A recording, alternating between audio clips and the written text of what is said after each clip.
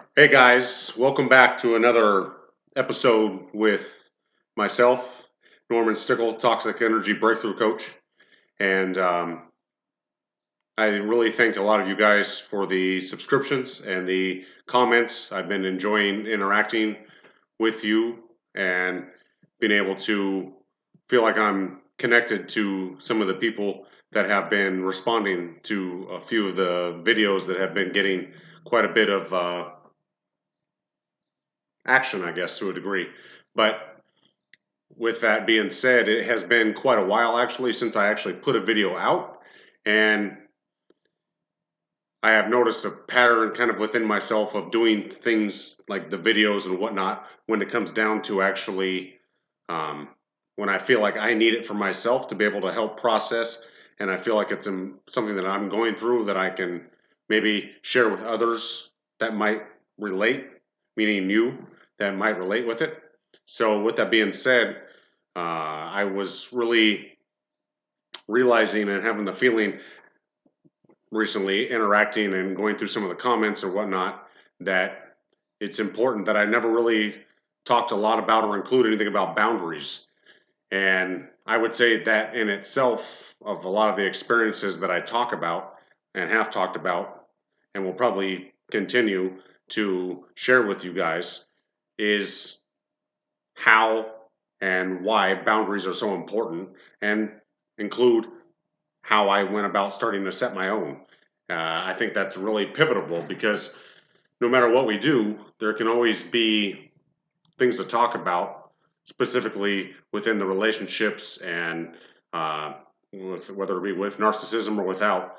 But boundaries, I believe, have to be an essential part of self, of us, before they can actually be part of the whole of a relationship throughout our world, whether it be personally or through a career, family, loved ones, friendship, doesn't really matter anywhere. But so, with that being said, today I'm going to give about 9 points or so on why boundaries are important, and I will include some what I feel are some pretty good nuggets as far as how I went about setting mine up and some of the process and realization that I was having at the time of actually figuring out that I had no boundaries and that I actually really needed them. Because for me, that was a humongous um, eye opening experience that I never really had paid attention to.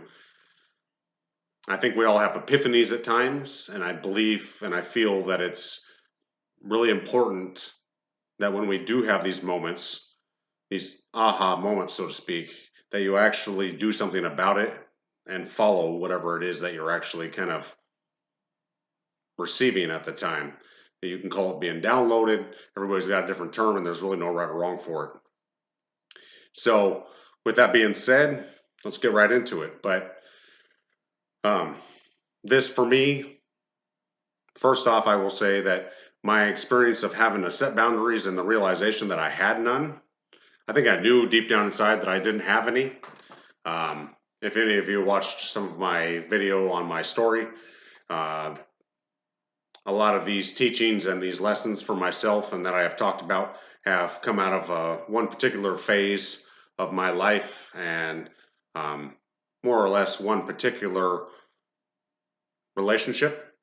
But with that, there are lessons that go further back that I didn't really pay attention to until later on. But a lot of the movement was made at a particular time frame in my life after my brain surgery that I had, that I believe that I talked about in one of my previous videos of my story.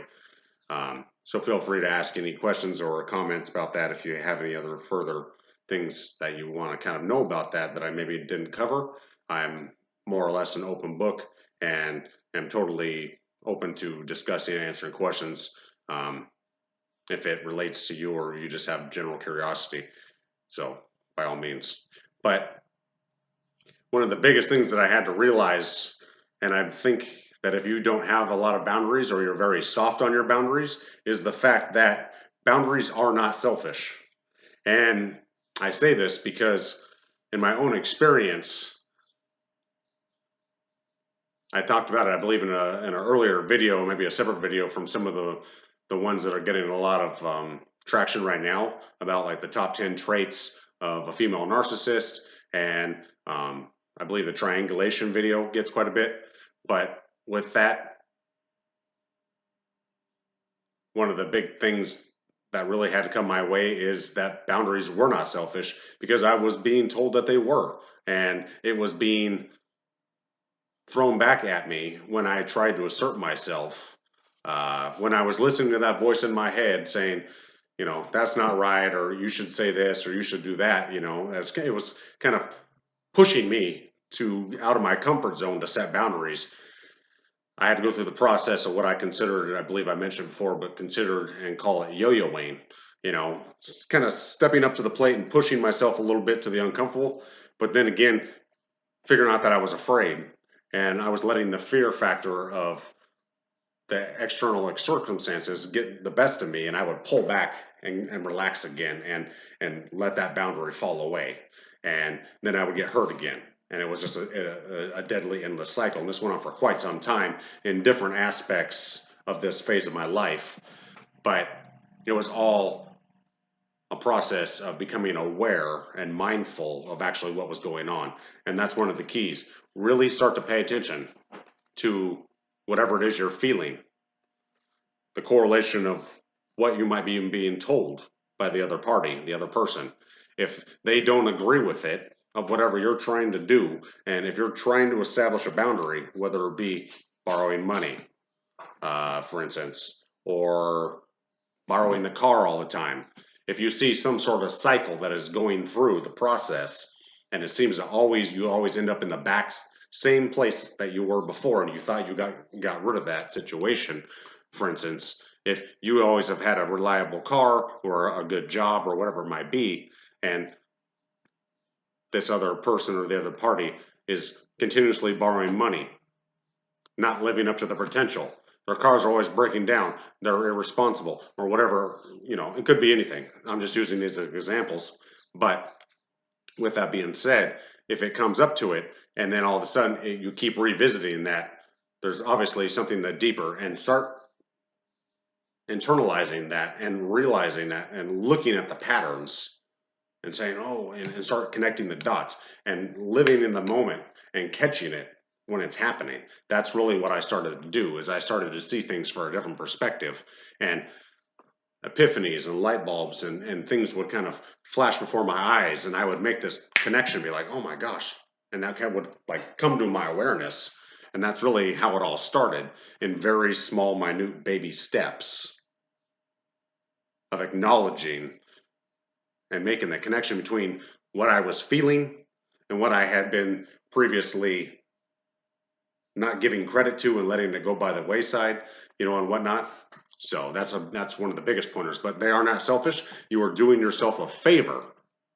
So whatever is being thrown at you or projected back to you, you can't do that, or I don't like that, or you can be between feeling the other person's frustration, anger, whatever it might be, because we are energetic beings. We can, whether we realize it or not, we sense that energy from the other person. And a lot of times that's just enough for us consciously to make the decision and spew it out of our mouth and say, okay, I give up. I won't do that right now.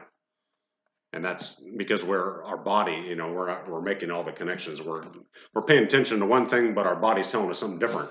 And that's huge. Like, no matter how difficult it may feel, you got to stand your ground. So it is not selfish. You are actually making a healthy decision for yourself, because you're allowed to say no, and you're allowed to make changes as you see fit, because life is consistently evolving and changing. That's really the only guarantee. I just kind of said it a moment ago, but one of the second major points, they are healthy. Boundaries are extremely healthy, because you tell other people how to treat you and how you're willing to be treated by your boundaries. If you consistently allow others to walk all over you and more or less use you, whether it be borrowing money, the car, doing the chores, things like that, you know, always doing something. You're always exerting effort, or it's kind of lost the words, but if you're exerting effort and always making an attempt to do something, but you notice that the other person isn't really putting the effort in to do things, then that might be something you might have to say to yourself. You know what I mean? I need to put a boundary up here, or I need to say something to that person. And that goes for you maybe, you know, saying, hey, you know, we need to come to a little bit more of a common ground on this, or, you know, I have been feeling this way. I don't feel that this is right. I don't agree with this anymore, or whatever it may be, you know, and I feel like this, and, you know, exert yourself. If this happens to be in a sense that you are in a narcissistic relationship or situation scenario, whether it be a personal relationship, family relationship, a job with a boss, coworker, it doesn't matter, you will definitely hit some resistance, and you may not even know that you are confronting a person that has narcissistic tendencies and qualities at the time. So it may be a very eye-opening experience for yourself to do so, but they may not be a narcissist. And, you know, coming to that conclusion is a whole nother process. That's for a whole nother video. I think I've covered some of that already, but we can definitely cover, you know, the process of kind of figuring out exactly if the other person that you're maybe questioning is, if they actually are. Because, you know, there are certain things that warrant leaning towards the side of somebody actually being a narcissist, and there's other things that you can't really justify, and it's not really going to add up to being a full-blown narcissist. So it really takes some time to kind of figure that out and connect the dots. So I do plan on putting a video out very soon that is on covert, on being around a covert narcissist, which more or less has been my personal experience in one of my situations and time frames in my life. And the third, I think this is another super important. These are not necessarily in any specific order, but this is really where I have had to figure it out, and these were tougher for me. But you should never, point number 3, you should never feel guilty for setting boundaries. That was a big manipulation, gaslighting tool with me that was used, was that you can't do that. Just that phrase alone, that is gaslighting somebody.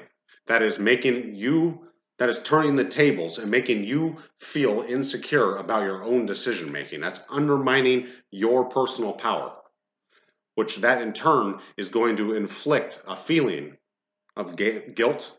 Could be feeling ashamed for wanting to do something, and then all of a sudden you start to turn and you start to feel that somebody else, then you start to put that other person's feelings ahead of your own, which is not right. This could be in dealing with a narcissist specifically, and it could just be dealing with a new relationship. You know, that things kind of, we tend to, a lot of people tend to move very quickly in new relationships. And, you know, we don't always know somebody as well in the beginning.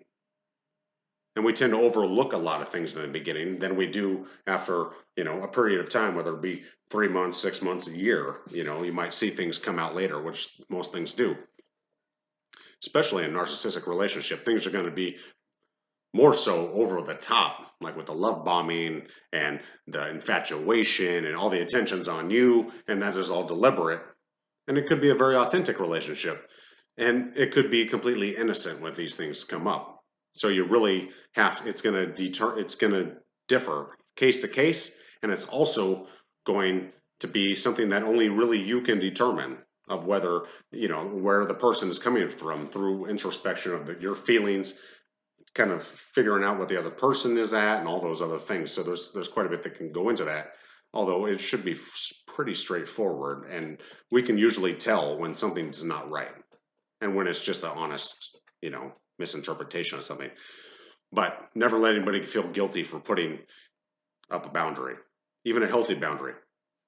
For instance, you know, through the process of my own growth, there are certain things that I like to do that I understand other people don't agree with and may not completely condone, like riding a motorcycle. But that is a boundary that I have. I love to ride my motorcycle, so there are times that I go out and do that, even though that other people may worry about me and want to do certain things, that in itself is something that I don't let myself feel guilty about anymore, because it's something that I enjoy and I assume I'll risk while doing so.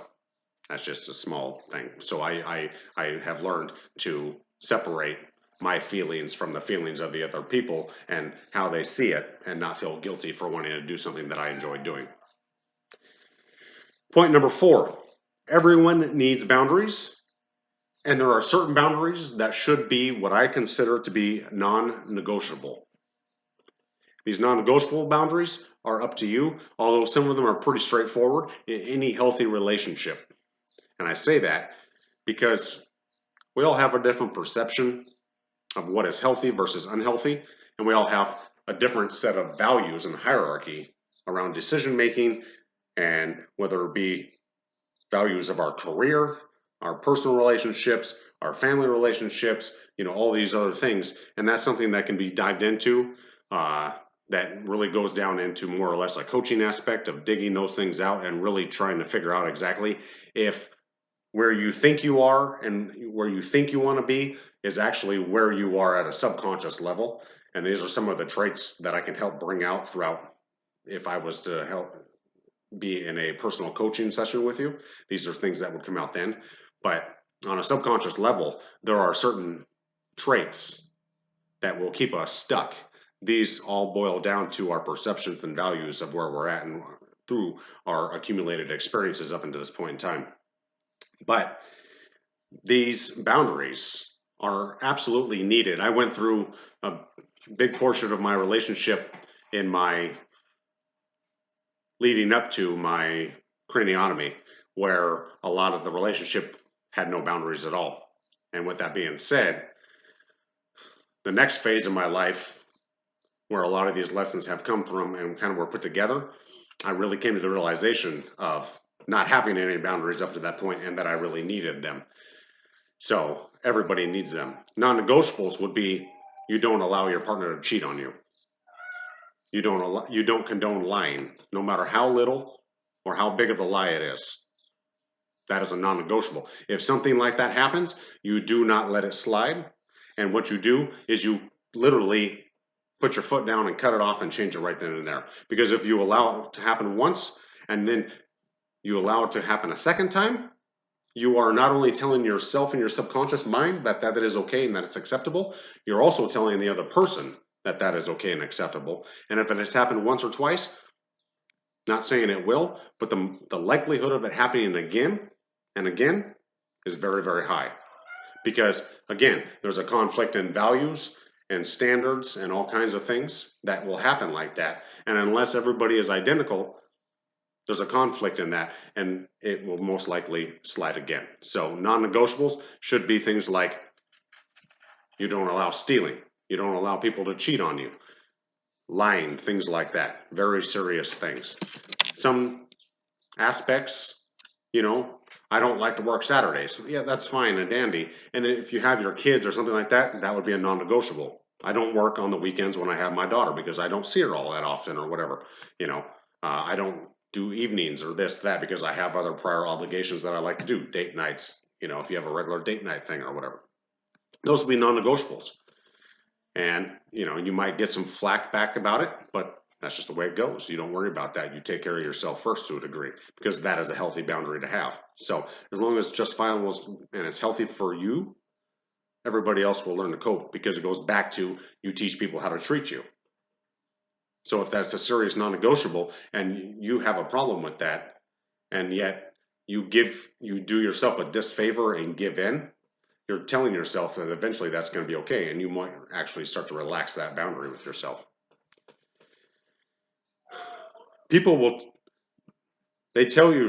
Boundaries tell you, yourself, and others how to respect you. So I kind of already went over that. Maybe I jumped the gun a little bit, but it is super important. And you will actually, if you stick to this and actually pay attention to this, you will actually notice what it is, and people will actually start to change the way they think and act around you. So, the whole thing around, we tell other people how we want to be treated and whatnot. that is really starts with boundaries. One of my careers that I was in for quite a long time, back in the early days in my 20s, they would just send us night jobs without even asking us. And back then, we just was like, oh, and I wasn't really even aware. My mindset was not in the place to even entertain, let alone think about saying anything and saying, I don't want to do that. I have a family and stuff. I just kind of just rolled with it. And there was times that I didn't want to do certain things, but I did them anyways. That's not healthy for myself because I did have a family then and I had other prior obligations and I let that get the best of me. And as time went on and I started to learn about boundaries and really started to implement boundaries, even in this same kind of career, I started putting these in place and I started telling them no. It's okay to say no. And I had a problem telling people no for a long time, not just my career. But as I started to do that, they started to treat me differently, actually better. They started to respect me and actually ask me instead of assuming that I would just do something. Yeah, that's a huge thing for me now. Like, you don't assume that I'm just going to, and that I'm just going to volunteer myself or that I'm going to do certain things after I've, met the requirements of what's expected of me. You can ask me, and that is can be an old war wound, and everybody has them to a degree, but that is huge. So the way I was started being treated started to change actually for the better, and it became a healthier aspect in relationship on both sides, even though they did not like it when I said no, and they did at times try to guilt me into certain things and change my mind. It didn't work, and there was times that I found myself somewhat reverting to my old ways and just automatically doing that automatic yes, I can do that. And then I had to recant myself after a few minutes and say, no, that's your old way of being. That's your old way of thinking. You're not okay with that. Call that back. Take that back. And I did. And I did. And it was tough at first, but it got easier as I did it. And now I have no problem doing that. And they didn't really either. Like, you could hear the disappointment, but at the same time, they were like, okay, that's exactly where you want to be, because that is healthy for you first, then for them. Because if you don't agree with something, most likely there's somebody else that will be able to do that. And maybe they're not in the place to say no. Maybe they don't want to say no. There's a lot of people, it's all, but that's not for you to worry about. This is a huge one, and this is a big one for me. This should probably be more at the top of the list, and probably one of the greater single points that will probably keep a lot of people from ever setting boundaries. I cannot emphasize this one enough, and I didn't just put it here just for any old reason, but set them anyways, especially if you're afraid. Fear. Fear keeps people paralyzed. Can I say it again? Fear keeps people paralyzed. Because all your conditioning, all your choices, all your programming from being a child, your environment, and all your choices are an accumulation, and your results are an accumulation of all your choices up until right now.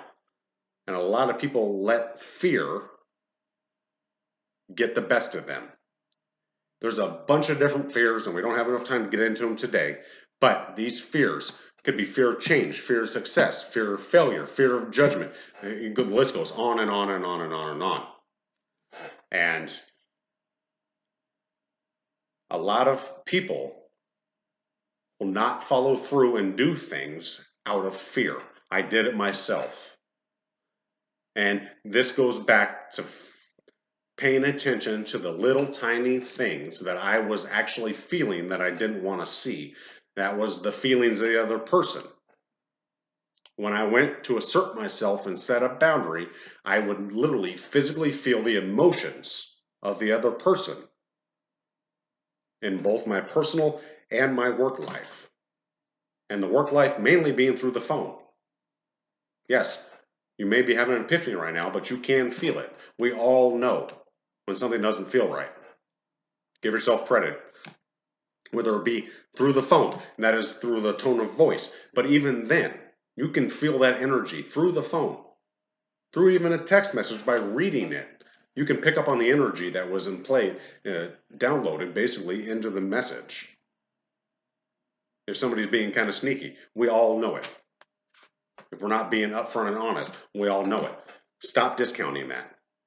But what that does is you are then letting your insecurities get the best of you, and you are letting that other person win and take your power away out of fear of what the other person might think, what the other person might feel, because you're putting them before you. And how can you take care of other people if you can't take care of yourself? You can't pour from an empty cup. I'm getting a little fired up. But this is huge for me because fear kept me paralyzed for so long. Kept me from saying stuff, speaking my mind, asserting myself, accomplishing my goals and dreams, and taking action in almost every single area of my life. Well, fear is huge. If you're afraid, it's the right decision and do it anyways. If you want help with this, leave a comment below. I can include a link, contact me directly, and we can work this out a little bit, and we can always set up a time to talk to me on a personal basis. There's no shame in it because we've all at some point in time been afraid to do something, but on the other side of the illusion of fear, notice I said illusion, fear is an illusion. Because as you make a decision to change and to do something with yourself and actually put yourself in a different trajectory, like people will say, you're always one choice away from a different life. It's true. Because if you make a decision to do something and you move in a different direction and go through the fear, on the other side of that is one of the greatest rewards that you'll ever get. But you'll never get it if you don't actually walk through it. Hit it head on. It could be confidence. It could be a job promotion. It might be that relationship that you really want, but you're afraid to ask somebody out. Think about it. Reframe yourself and say, what if I do this? What's the benefit that could happen? And look at it and change your perspective on something like that. And it'll definitely change. You can definitely start taking steps towards overcoming that fear, no matter what it is. I kind of just said it, but fear is illusion. Especially if you're afraid of what the others are going to respond to it. I just kind of covered 2 in 1, but it's an illusion. That's huge. I'm having, some kind of, I can remember a lot of vivid moments where fear got the best of me. But as time went on, I asserted myself a little more and a little easier, and it got easier, and the fear started to dissipate. Because see, we're energetic feelings, we're energetic spiritual beings in a physical body having an earthly experience. And every time that there's a situation like this, whether it be good, bad, negative, or indifferent, there is a signature neurological pattern that is tied to the experience.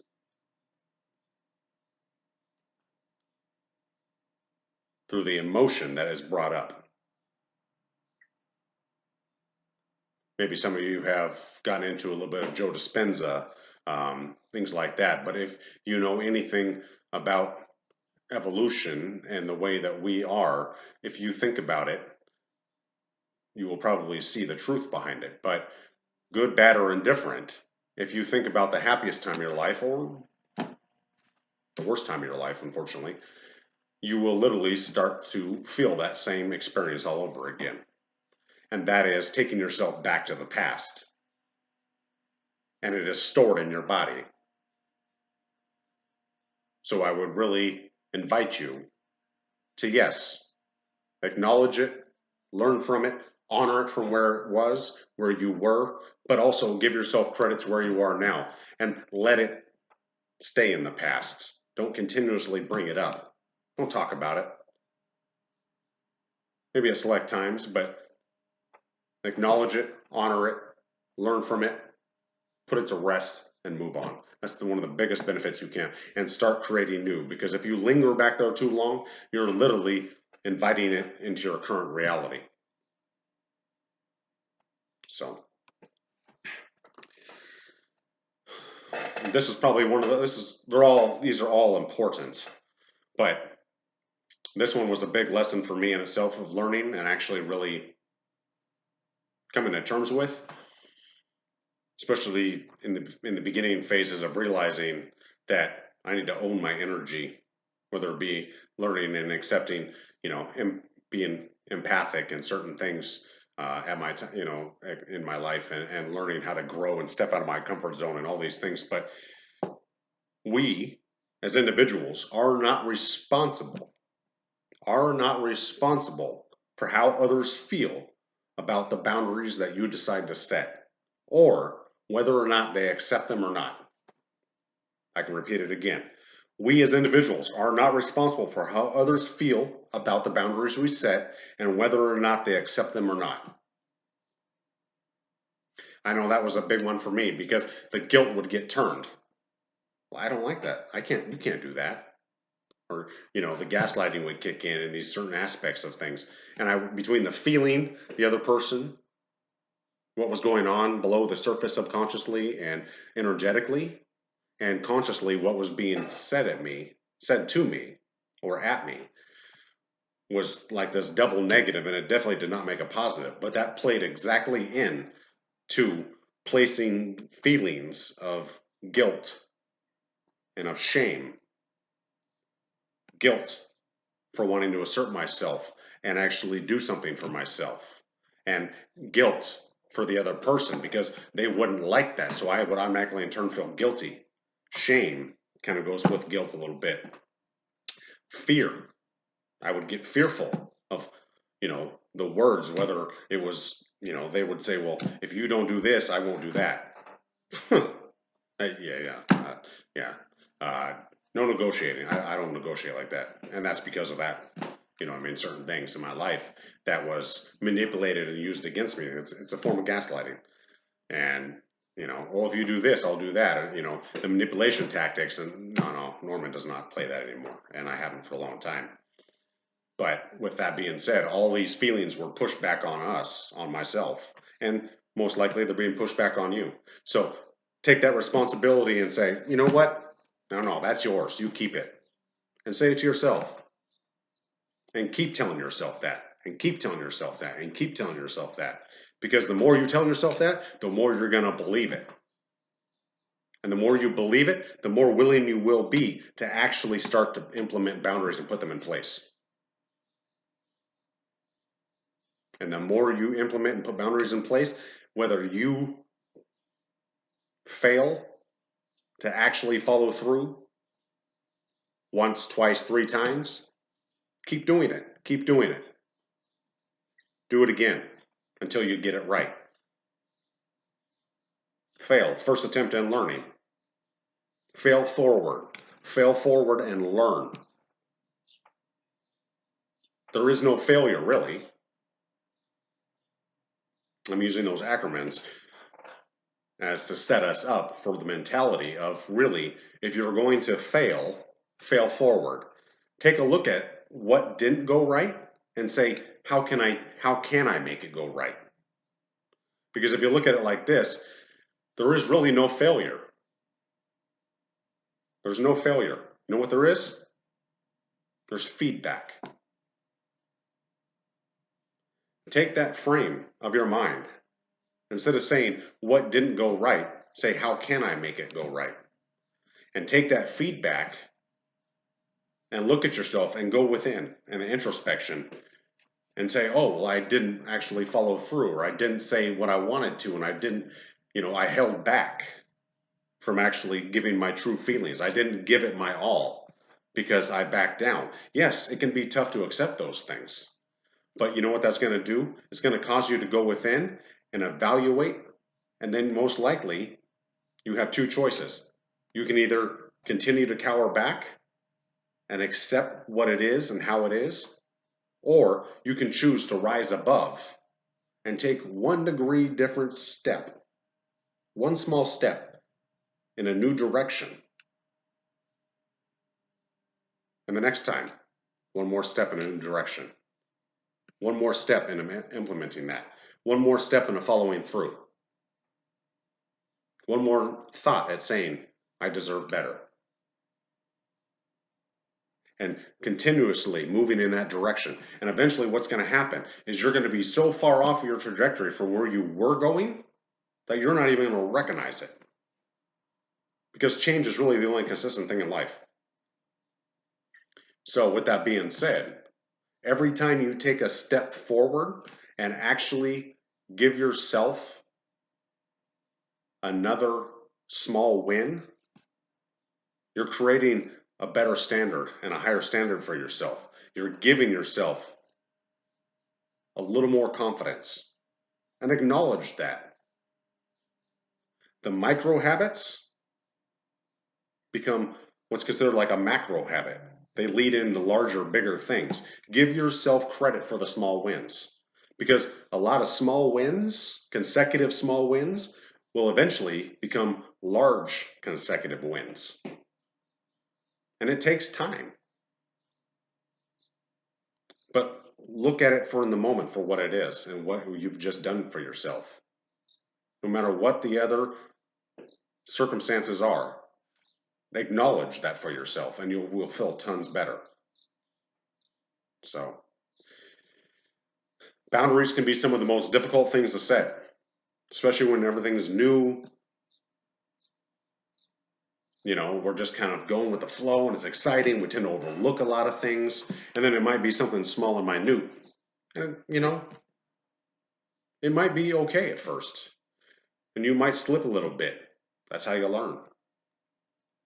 You might be overlooking it. You might start to catch yourself justifying the other person's actions or whatever it might be. But say, you know what? I'm not okay with that. And that's okay. And the other person will have much more respect for you.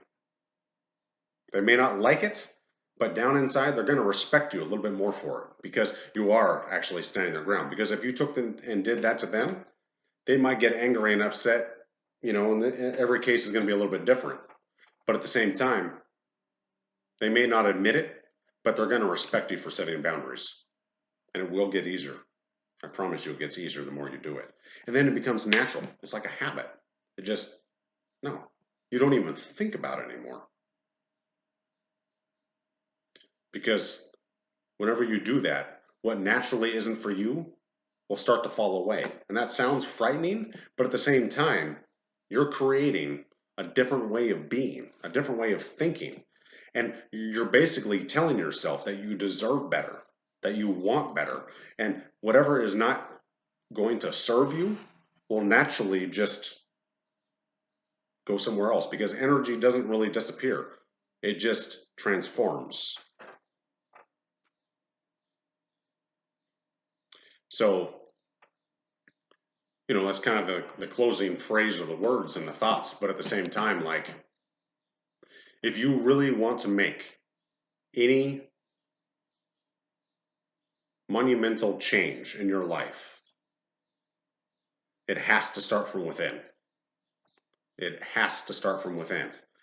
And a lot of times, that starts with boundaries for yourself, for others, personal, professional, career, doesn't matter. Boundaries for yourself. Pay attention to what is healthy for you, what vibes with you. And that can be the toughest to set on ourselves. You know, if you always feel sick and your stomach always gets in knots because you eat too much ice cream, it sounds crazy, but set a boundary that you're only going to have it twice a week. You know, and hold yourself to that expectation and that boundary. And you'd be surprised how far that will take you. Because if you don't, you're going to find yourself slipping into the same cycle over and over again. You know, and before in some of the other videos I've mentioned that we all have an internal thermostat. And a lot of large, well-known leaders talk about this, and it's very well documented. But this thermostat is directly connected to our standards, our values, our self-image. And change can be a very tough thing to implement.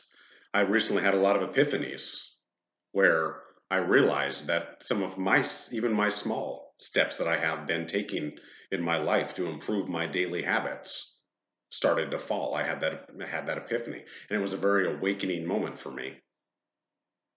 And it all starts with boundaries and standards. So I would really say, if you've been really thinking that you've been lax, or you really need to make a change in one of your areas of your life and put a boundary up there, you're on the right track and you should do it, even if it scares you. Thank you guys for watching and listening. I've really hope that this has hit home for whoever finds this, and please feel free to leave a comment, and if we need to, make a connection with me, and let's see where you're at and where you want to go, where you're at, and how you, and help you to get you there if that's what it takes. Again, you've been watching Norman Stickle, Toxic Energy Breakthrough Coach, and I thank you guys for watching.